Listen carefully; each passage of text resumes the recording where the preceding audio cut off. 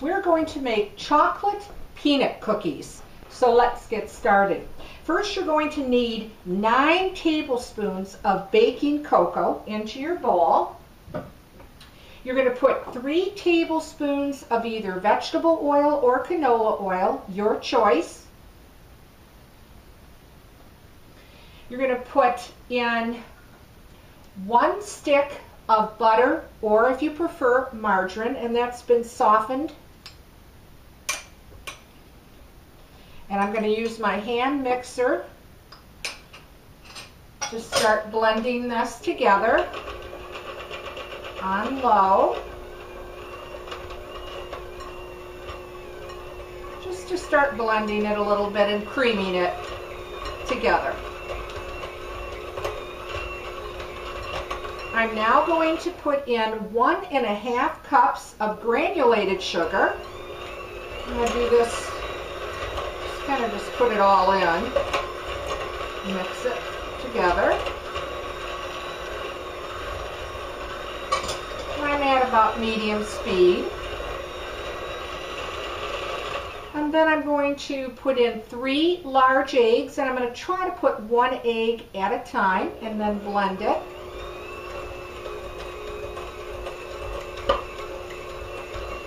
And this is the second one going in. I'm going to raise my speed just up a little bit and start really mixing and creaming that together. And there's my 3rd egg that went in. And I left those out at room temperature.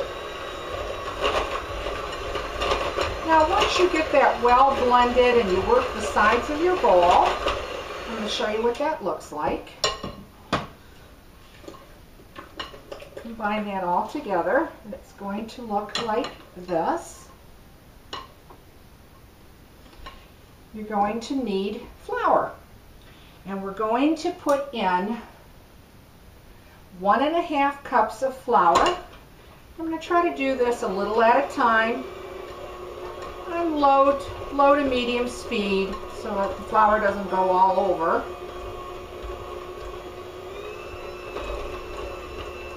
And that was 1½ cups of all-purpose flour. Now I can raise my speed up a little bit to get things going. Putting the rest of it in, working the sides of my bowl. It's going to become thick at this time. I'm going to show you what that looks like in just a second. You want to just mix it till you know it's all been incorporated. I'll show you what that looks like. Now you're going to set your oven at 350 degrees, and these cookies generally take about 15 minutes to bake, but again, start checking them after about 10.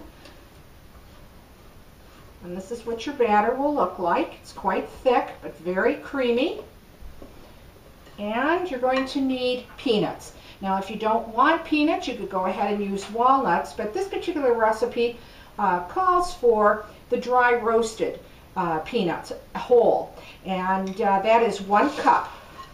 So I'm just going to blend that into my bowl. You can use your mixer or do it by hand as I am. And just bring all those peanuts together.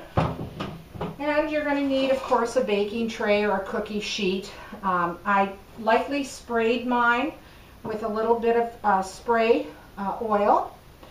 And then you're going to drop these cookies by teaspoons onto your tray. And they can be about 1 inch apart. So they can be relatively pretty close. Now you can make these cookies bigger if you want to. You might have to adjust the time just a little bit, but that's what it's going to look once you start spooning your dough onto, cookie dough onto your baking pan.